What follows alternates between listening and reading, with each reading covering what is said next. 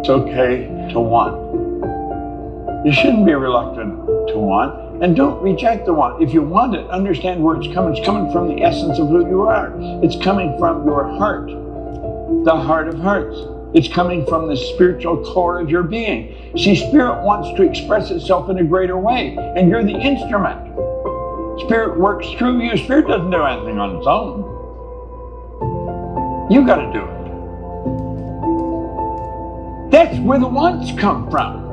I want. Understand that's coming from inside. It's not you want to get. It's you want to grow. As you're going after whatever it is you want, it's for growth. It's not to obtain.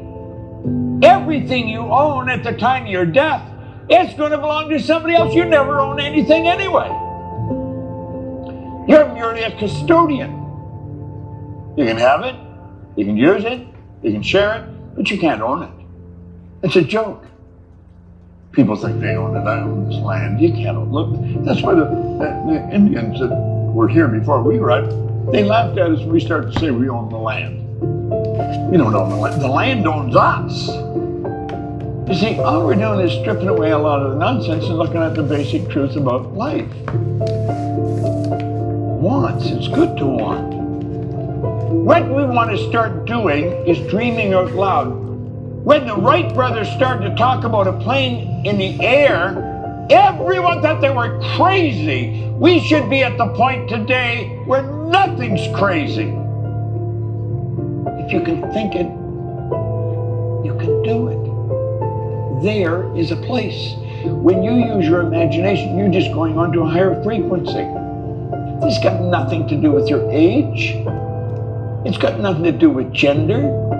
It has nothing to do with race, nationality, none of that stuff. We're all the same. We just look and sound different, but we're all the same.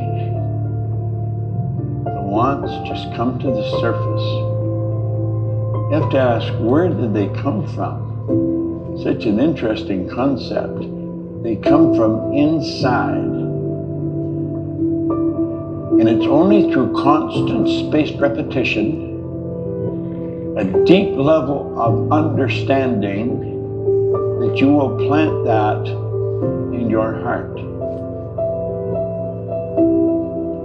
It's wild the way it happens. It comes from spirit, you give it back to spirit, and through the reciprocal law of spirit, it gives it back to you in physical form. That's the way it works. There's nothing complicated. Don't confuse it. Don't get involved in a whole lot of complicated stuff.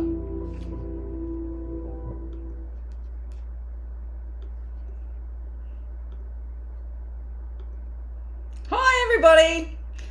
Welcome to Break the Invisible Ceiling. I'm so glad that you're here. My name is Polly Hearn and I'm coming from Catherine in the Northern Territory to you. 16 years ago, my husband and I bought the family steel business.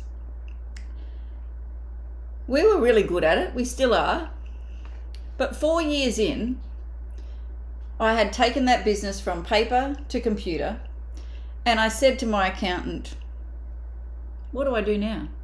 Because I could run that business with my eyes closed. It had become something that I just did. My accountant says, that's it, Polly. You do that for the next 20 or 30 years until you sell it. I thought, what? Really? That's it? And for me, it was sort of like very disheartening that was it. Because I could see other people around that had multiple businesses and did multiple things and were doing all these other things, but that was it for me. So then, for the next 4 years, I did nothing. I worked, and I worked harder than most people. I turned up every day. I probably started drinking a bit too much. And I felt like I was trapped. Like these people that say that you build a prison and you live in it, that's what I felt like I had done. Now, I wasn't lazy, but I knew that there was more for me than what I was told. And I was hoping that one day I would find the way. I would find my way out of it. Hoping. Then in 2018, I delivered 3 eulogies. I realised I was telling people stories. And afterwards, I thought, what's my story? What will people say about me when I'm gone? And that's when the question changed for me. The question went from, what else do I need to do, to who do I want to become? Now, the reason you're here today is because you've been sitting there too. That you're pretty successful, you might have a great job, or you might have a great business, you might have a great relationship, I don't know what it is for you, but you feel like you're sitting pretty. But when you go to bed, there feels like there's that unfulfilled part of you, that there's more out there, but you just don't know how to get there. And really, if I'm honest, like I sat there for 4 years, you could be sitting there for longer. We already know strategies. Look, we didn't get to where we are without some good strategies. But at some point we just keep hitting that same level. And for that 4 years, before I started working with a coach, and when I started working with my coach, they said, go back and look at your figures for the last 8 years, Polly. Every year was the same. I had some really great months. We had some really shitty months, but over an 8-year period, we hadn't grown. Yeah, we'd had lots of challenges. Yeah, we'd got through some things. We'd had some good holidays, but nothing had really changed. I didn't have to change who I was. I changed in that first few years, but after that, there was no change. And I learned, because, I was told, just how do you make it, Polly? You work hard. I was working hard. That wasn't the answer. No matter how many hours we put in, if we're still working on that same level, all we can get out is the same level. If our paradigm does not change, year after year, our results will remain the same, just like mine. Now, I don't know how long your results have been happening the way that they've been happening, but you're here because you can feel that too. Now, it can be frustrating, it can be disheartening, it can lead to arguments because we feel like we're doing so much, but nothing changes. And I want you to know that it is not so much a problem of strategy. A paradigm is like a thermostat. It's not the thermometer. And if we don't change it at the core level, like if we don't go and change the thermostat, the thermometer, like you think about it as an air conditioner, you change the thermostat on the remote. If we don't change that, it will just keep pumping out at 26 degrees. If you want it to be 22, you've got to change the thermostat. All the thermometer says is, hey, we've gone a bit off track.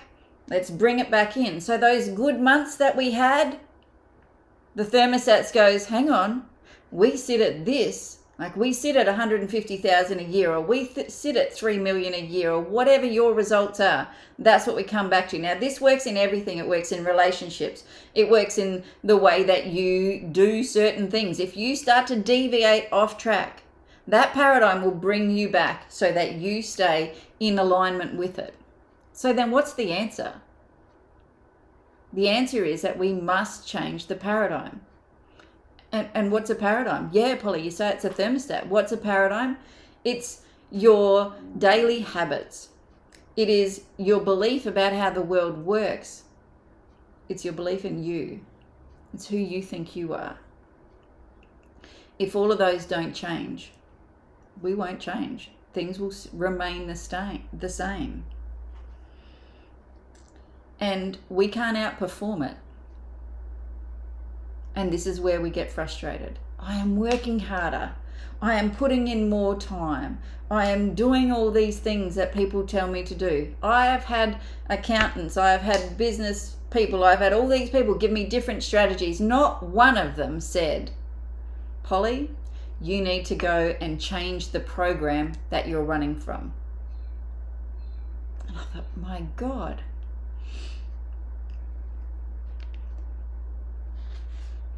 You have been conditioned by the time you're 6 years old of how you view the world. And then throughout our lives, if we've had people that we regard as having influence or that they know more than us, we listen to them. And that helps us add more and more pieces to this paradigm. So if it's work harder, okay, let's work harder. If it's do this, we go and do that. And we listen to all these different strategies of how we do things instead of changing who we are and who we believe we are. So a strategy problem you can solve with more information. A paradigm problem is knowing what to do and not doing it. Now, I knew that maybe I needed to do some things differently, but I didn't have direction. And my invisible ceiling was relationships, it was a business figure, and how I treated myself and how I spoke to myself. I didn't know how to change any of that. I was putting in more effort, but more effort just makes it worse. And why would we believe that if we just did more of the same things that we would get different results? Like, who sold us on that? So we work harder, we push more, and life starts to feel like a bloody hustle. And then we wonder, why did we do this in the first place? Pushing harder on the same level only gives us more of the same level. You know, like I think sometimes we're climbing around in the ceiling. We're not breaking through it. Just climbing around in there, just doing the same thing. Let's move, just, you know, you move things around in the house and you think it's going to be different. It's not. So I want you to do this. I want you to get your pen and paper. And I want you to write one thing that you know, one number, one situation, one thing in your life that you want to change, that you want to move. You want that ceiling to move somewhere, and it's always going to be better because we don't want things to go worse. So we want to move it up. Write it down on a piece of paper. What is it that you want to change? Is it relationship? Is it peace of mind? Is it like more fulfillment in life? Is it time to spend with your loved ones? Like, what do you want? Like sometimes it's the ability to put yourself first and not have to ask permission. Like, that requires you to change. Now put that one word in the chat. Oh, hello. Hello, everybody. Now, the chat is, we have some fun with this. It's called persistence. So we keep turning up and we'll get this chat on my screen and it'll be there for everyone. Today it's over here.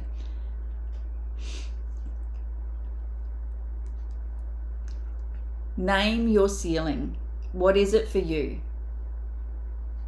Are you stuck in like a job that's 120,000? No matter what I do, it's 120, 120. I move up and I like try to move up and I just move around in it. Like we're moving around in the ceiling. Maybe some years you go up 10 grand or 15 grand or maybe even 50. But then like your paradigm comes in and is like, nope, let's bring you back down. You know, I've worked with so many people that sort of do things like that.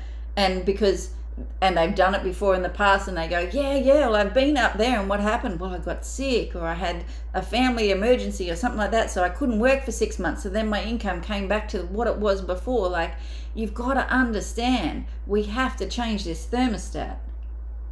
Oh, hello, Mickey Wilson. Biggest sold out rooms consistently. Nice job. When you can name it, that's when we can change it.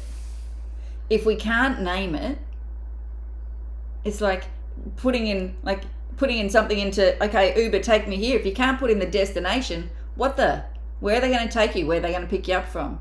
You need to know where you are and you need to know where you're going. So my promise to you this week, everybody, a new job opportunity, well done, is that by Saturday you'll be really clear on what your ceiling is and what's holding it in place. Now, isn't that going to be a cool thing? Like, I know what my ceiling is. I know what's holding it in place. Seeing it is what we want to accomplish by the end of the week. On Friday, we want to have a different conversation of how to move through that. So that's when we turn things on Friday. But seeing it, naming it, understanding it this week is what we're here for. So I want you to know that the distance between where you are now and what you want is not a discipline problem. You didn't get this successful by not having discipline. You've got discipline. And if it was discipline, you would have solved that years ago. Like, we've all got discipline.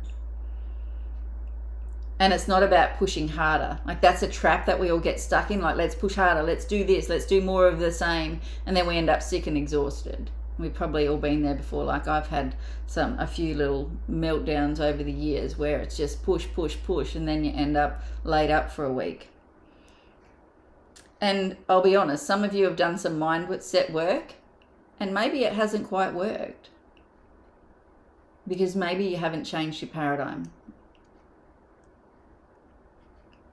Maybe you were given information but not how to change it. And information doesn't change a paradigm. Repetition does. Repetition is your absolute go-to when it comes to changing a paradigm. Relationships, friends who I'm outgrown. Oh, nice. Career change. Hello. Hey, Mickey. So really name your ceiling. And one thing I'm going to ask you all to do in this training is please be vulnerable. Please open up and let us help you. What I find is, and I've found it in myself, if I just sit in the back of the room and just sit there, I don't get the change that I wanted. If I'm up front asking questions and interacting, then it starts to change the way I think. And when we change the way that we think, that's when we're going to get lasting change. So just a bit of housekeeping this week. You have a portal. It has been emailed to you. It's in the WhatsApp chat. If you're in that chat, you have a portal. Everything goes into the portal. Every day is YouTube that you like to get to the link in YouTube, you use the portal. If you do daily actions, like I'm going to ask you to do daily actions, and if you win a prize, there's an email address in there that I want you to go to and email me your address. I don't go searching for you. This is where we can't do the work for you. You have to do it. We're here to help. So the portal is your go-to. It's got the schedule in there. It's got all the links. Everything's in there. We have a Facebook group. It's called Life by Design with Polly. You've been given that. There's a link in one of your emails. There's also a link in the portal to go to. Join the Facebook group. That's where you're going to put your action. Any actions that I ask you to do, you're going to put them in that Facebook group, and then we're going to come and talk to you about it, or we'll send you some messages and stuff to help you. Then, like I've already talked about the prizes, you've got to send me your address. I'm not going to chase you down for those. All the replays will be in the portal. And I think they also get emailed to you, but everything will be in the portal. Just remember, what am I looking for? Go to the portal first. Go to the portal first. All of this comes down 8 p.m. Monday evening on the 24th. I don't do extensions, and I don't record Zooms, and I don't put the Zooms in so that you get a recording. I want you to turn up live for you, because this is for you. We are in the habit of, I'll just do a replay, and then we don't do the work. Zooms, no recording. So the first Zoom is tomorrow night at 7 p.m. NT time. Clear your schedule. Find a way. A decision always makes the road part. There's the decision article in the portal for you to read too. Read about decisions. Make decisions and make them clear. And then also Saturday. Saturday is not 12 o'clock. Saturday we start at 9 a.m. and we finish at around 11. So 9 a.m. we are in YouTube. And then from about 10:15, we go into Zoom where I answer any more of your questions. The Zooms are for you. So be in the rooms for the Zooms. One of the biggest things that I work with people on, and it's a non-negotiable for me, is taking responsibility. There is a law called the law of cause and effect. Most people think that the effect is the cause. It isn't. What I realized 9.5 years ago was that I was the common denominator to all my problems. If I had a problem, guess what? It was my problem. I couldn't blame anybody anymore, and I couldn't be the victim.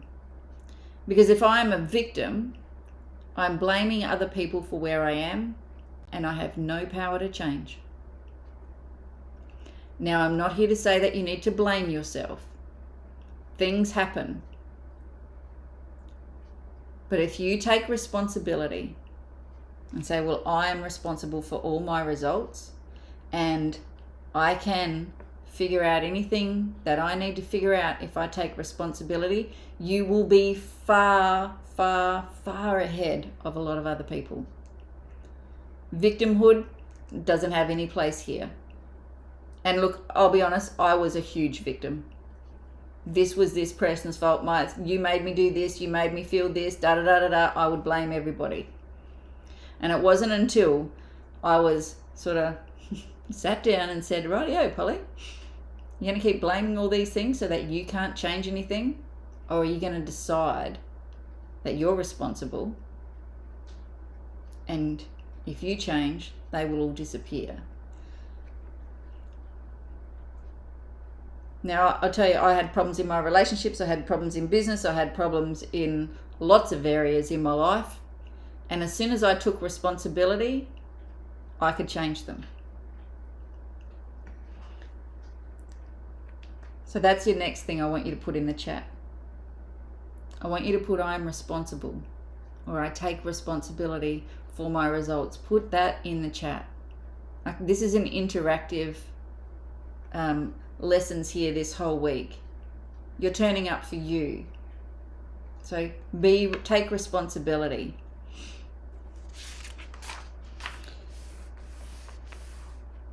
Now, the other reason that I didn't break through the ceiling like all those years ago was I think it was like 9 years ago, was I didn't know how to set the right goal. And I didn't have anybody to help me understand what the right goal was. Well done, well done, well done. I set a goal 1 year to pay off my house, and I did it. We didn't create any extra income. We didn't do anything differently. I just did that. And the coach I had at the time, she said, what did you do differently? I said, I don't know. And I said, can you tell me how I did it? And she says, no.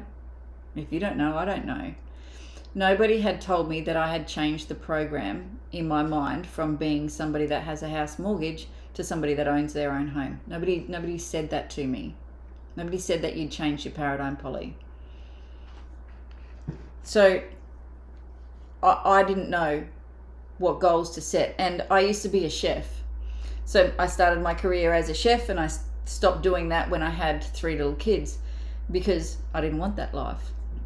And then I did some other things, and then Craig said, we need some help in the office there. Are you happy to go there? So I took kids in to work and help there. And I love numbers. I love playing around with things, and I love like KPIs and all of those sorts of things. So I really enjoyed doing all the things that I was doing. But I didn't know how to set goals. I was doing it and I was accomplishing, but I didn't know. And then we get SMART goals, right? And I was like, well, no, I did this pretty quickly. That wasn't realistic. And yeah, that didn't fit with some of the things that I was achieving. So let's just go through the ABCs of goals. So we have an A-type goal. An A-type goal is something you already know how to do. You've done it before. There's no inspiration. It's just like, oh yeah, let's just do that. Okay, let's just do that again. Then there's a B-type goal. B-type goal is what you think you can do. Still not much inspiration, just like, yeah, okay. Right, I'll just have to like get out of bed a little bit earlier or something like that, and I can make it happen. Okay, no problem. And then there's C-type goals. C-type goals is you don't have any idea how to achieve them. You just know that you want it. And it lights something up in you. And not knowing, we have a little hashtag in my group, it's F the how. Not knowing how to achieve your goal is a qualification. It makes a true C-type goal when you don't know how you're going to achieve it. So I'll give you a bit of a rundown. It was about 15 years ago. I wanted a Toyota Kluger. If you've seen a Kluger, they can seat 7 people. Craig and I, 3 kids, makes 5. The kids always had somebody sleeping over on the weekends, and we would quite often go to somebody's place for a barbecue or go to the club for tea, which means 2 cars. Craig wasn't real keen on that, so sometimes I'm left doing 2 trips. So I'm like, let's get this Toyota Kluger. He wouldn't have a bar of it. It's like, nope. He was like a Holden Commodore sort of man. I was like, man, how do I get? He's like, no, I am not old enough to drive around in one of those. Like, see the idea in his head, like who he believed he was. And it didn't fit that idea of who he was. So no, we're not doing that. And me believing that wives do as they're told. Okay, we can't have that. So I didn't order it. I ordered this black Orion ZR6 that really fitted in Craig's idea. But you know, I ordered a silver one first. And after I was driving around town, I saw about 4 silver ones. I was like, okay, I don't want a silver one anymore. So I went and changed the colour and I ordered a black one because I hadn't seen many black ones. So we had that car for about 3 years. In the meantime, I'd gotten the brochure from the Toyota Klugers and I'd cut out a maroon one. I had one on my computer at desk. I had one on the fridge here. I just had them everywhere, and even had one in the car on the little, like the, you know, where the speedo things are. I had one there. So every time I hopped in my car, I was getting this picture of this car because I had learned how to manifest things a little while ago. Anyway, it took me about 8 months to talk Craig into, can we get a Toyota Kluger for the next car, please? Because I have this thing that I trade in my cars every 3 years. I change my cars every 3 years. And he's like, all right, okay, let's get a Toyota Kluger then. So I'm like, yes, I won. But I didn't want to just get a Toyota Kluger. I was like, I'm going to pay cash for this bugger. Now it was $65,000 or something back then. And, you know, we had probably a $25,000 or a $30,000 trade-in with the car that we had. So I had to come up with about $35,000. Anyway, I did.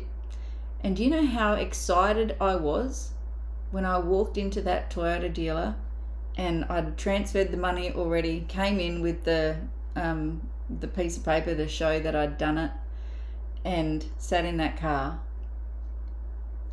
I was scared to drive out in it because it was such a huge thing for me to do. And because I had wanted it for like 5.5 years. I was all shaky. I was all like, ah. I don't think I really heard what Vicky was telling me about this car and everything. I'm just like, yeah, just let me drive out, sort of thing. And then I was in panic. 3 years later, the new model come out. Now, I didn't really want the maroon one. And even one of my nephews said one day, Auntie Paul, how come you drive around in a maroon car when you go for the blues? I'm like, don't even ask me. Don't even go there. That was so Uncle Craig would say yes. So the next car I ordered was a green one. The day it came in, I was like, oh, my car's here. Righto. Okay. I don't think I even went there that day. I'm like, I don't have time to get there today. I'll get there tomorrow. Like, there was no inspiration. There was no excitement. There was nothing much left at all. I just got there and it's like, oh, and you sit in it. And they're like, do we need to tell you how everything works? I'm like, well, nothing's really changed. What was the upgrade? And all they did was change a couple of things. It's like, righto.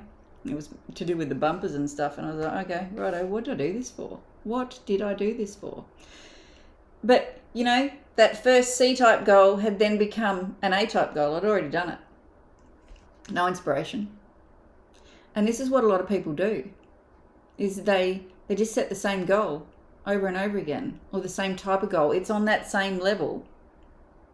Same as walking around in the ceiling, just cruising around in here. I'm not breaking through it. I'm just keep doing the same thing. And once I realized and learned about C-type goals, I thought, oh my God, that just makes so much sense. So my first two goals were, I'm a calm and responsive mother, wife and business owner. And the other one was to find the work that really made my heart sing. Both were C-type goals. Both demanded that I change. Like I said, I was a reactive, yelling, screaming mother. And I had no idea how to do either of these things. I'd seen other people that they worked full-time in a business and then they go and buy another one or they start another one. I had seen people do it, but I had no idea how to do it. And I didn't even know what the business was. At this stage, I was just playing around with ideas. And my coach at that time was saying, okay, maybe you can buy a cafe, maybe you can buy a restaurant, maybe we can do this. I'm just like, really? I didn't come this far to go back there. But, I was growing up with this paradigm too that, you get a trade, so you got something to fall back on. And so it didn't feel good. I thought, fall back on, I'm not falling. I want to move. I want to do some different things.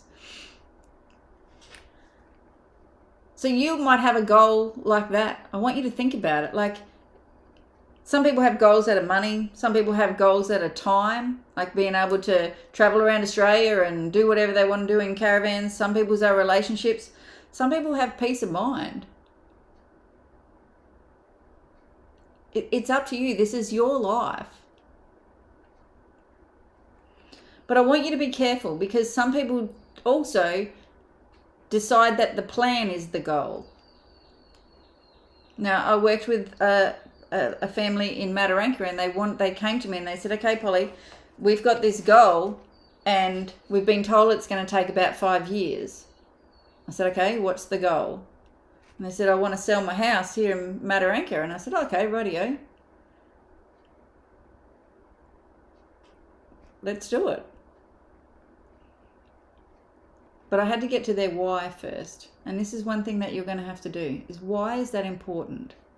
Now, in the portal, we have another YouTube for you to watch. It doesn't go for very long, but if you need to have an emotional connection to it. Like with the Kluger, I was so done with having to do 2 sets of blah, blah, blah, trips and stuff, or having Craig whinge and moan because he had to drive another car, or having to take turns, like, okay, I'm having 3 drinks tonight, you can drive. And he's like, what the? So I was done with that.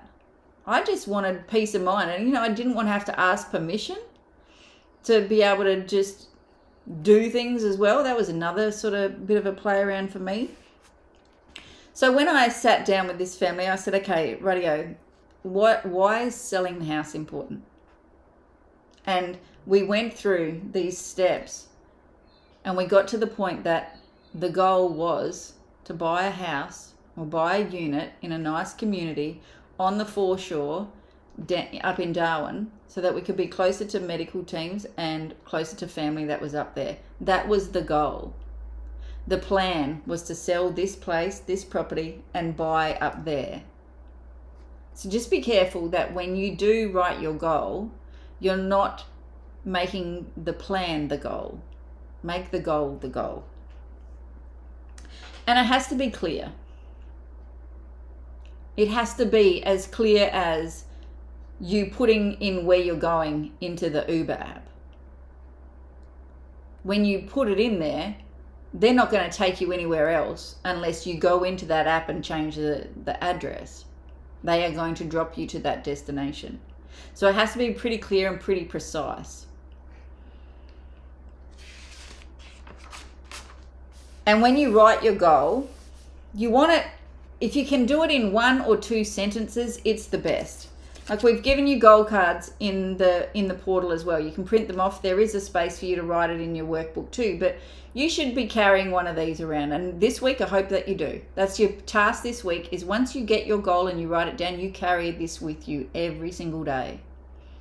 But when you write it, we want in 1 or 2 really clear sentences, and only write it in past or present tense only. No future. So leave out the words hope, wish, will. I've got a list of things written here. Hope, try. They're not the words of somebody that's already achieved. Your subconscious mind does not know the difference between what's real and what's imagined. It will take whatever image you plant in it, and it will start turning out those results. And you think in pictures, so remember that. So you've got to have a picture, a snapshot of this. So like Mickey, you have got full rooms. You just keep seeing full rooms, and you turn up like there's full rooms. You just keep being that person. There are some things you might have to change too. But you write it as if it's already happened, or it's happening right now in this single moment.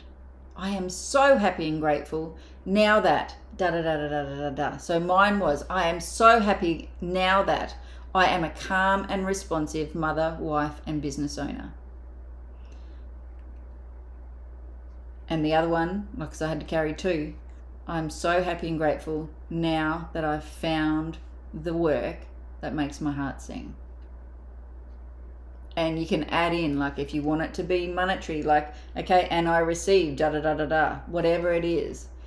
But it has to be clear and it has to be precise. You want to use the words I am, I have, not I will, not I hope, not I'll try. No, I am, I have.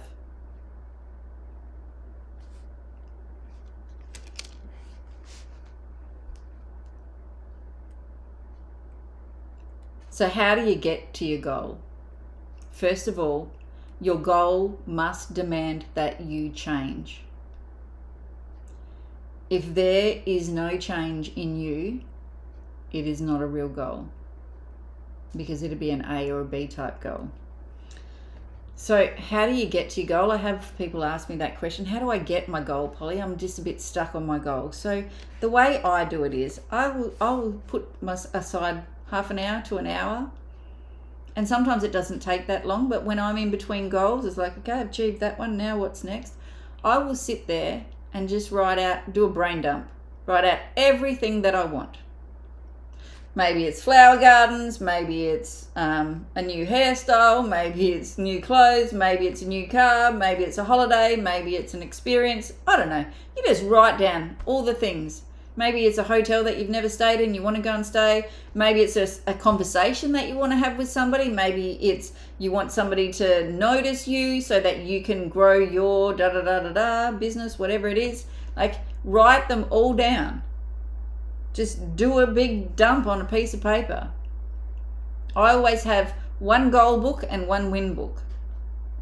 Sorry, a wants book and a win book. And I write all my wins in one, and I write my wants in the other. And once my wants turn into wins, I write them in there, and then I have to come up with more wants. You are supposed to want. And I think that sometimes can be difficult for people because, we've been told stop wanting all the time. I had people, like family growing up, tell me, oh my God, you want so much all the time. You're going to have to blah, blah, blah, blah, blah. It's like, you're supposed to want. There is something in us that wants to experience more and express ourselves more.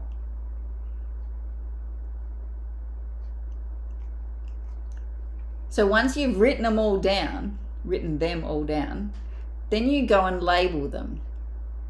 If there's something you already know how to do, then you put an A beside it.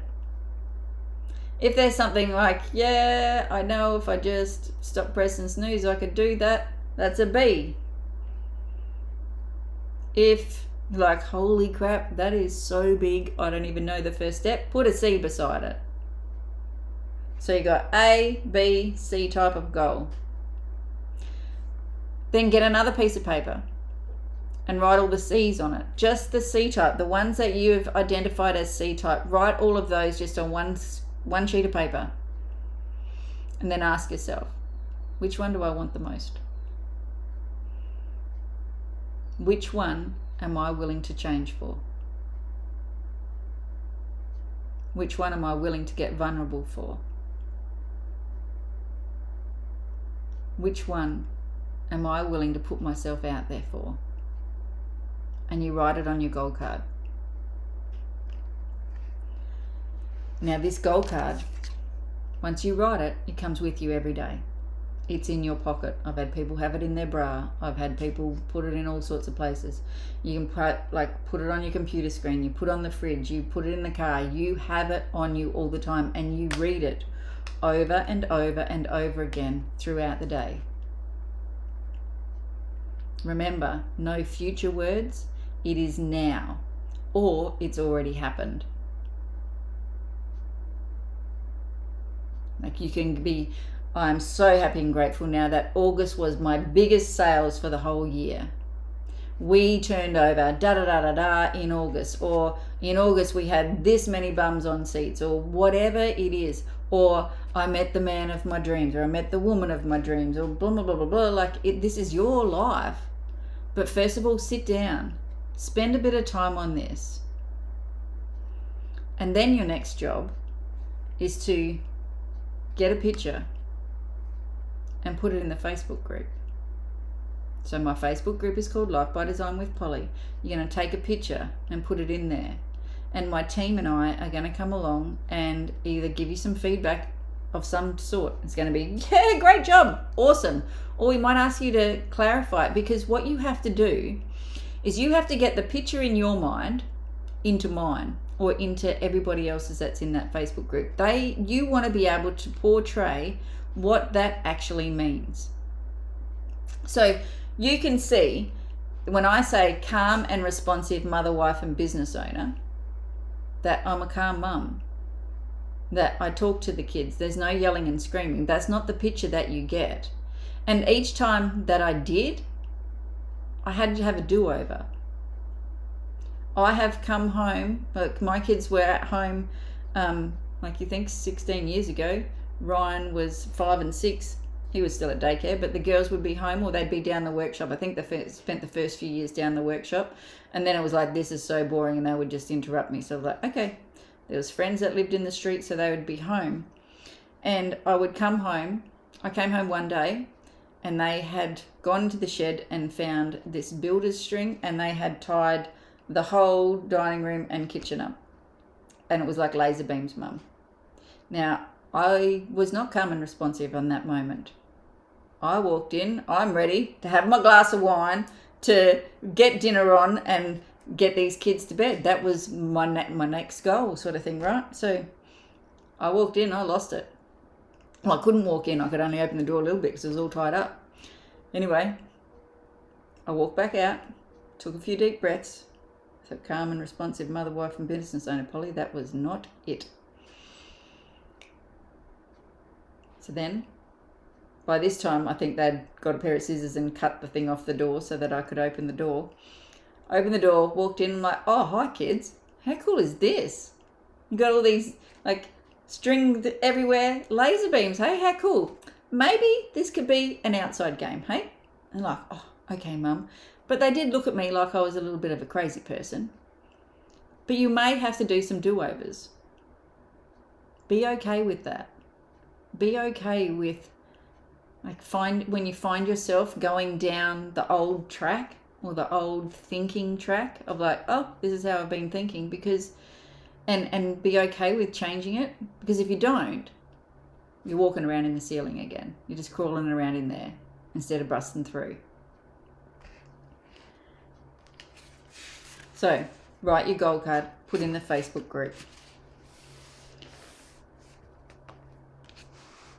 And I want you to remember this, that working harder is actually making the ceiling stronger.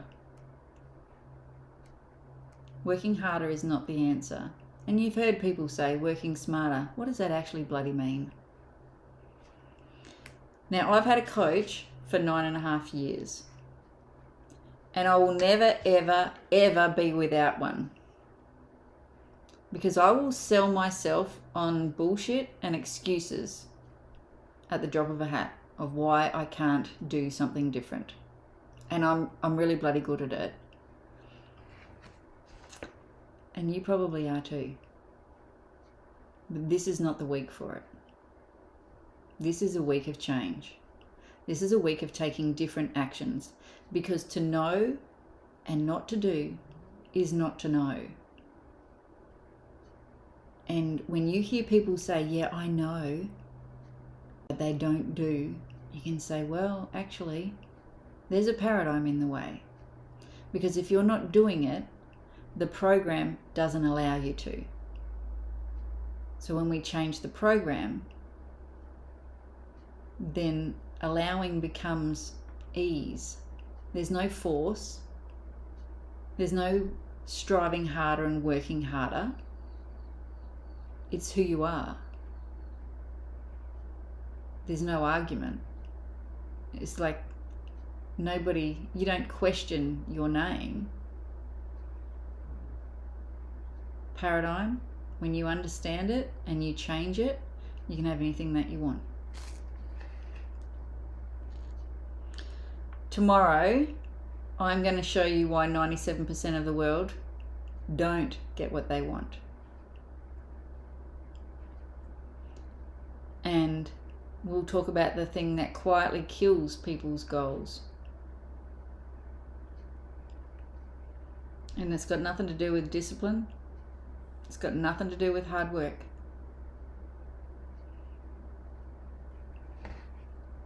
It's your paradigm. So, I'll be in the Facebook group. My team will be in the Facebook group. And we will be waiting for you to post your goal cards in there. Don't rush this. Don't think that you've got to be the first one in there. Spend some time with it. Get clear on it. Go and watch the 7 whys. Why do you want this? Why is it important? If your why doesn't get you emotional, then maybe you need to spend a bit more time with it. What's your why? Why is it important? And then put it in there. And I want to remind you of tomorrow night. Tomorrow night I'll be answering any questions that you have. These are your Q&As. And after our tomorrow session, you might have a few questions. There is no time limit on this for me. I'll be in there with you as long as you have questions. But clear your schedule so you can be there. All right. So I'll be in Facebook waiting for you to put your things in there. Don't rush. Just get it done today, because tomorrow will come with its own task.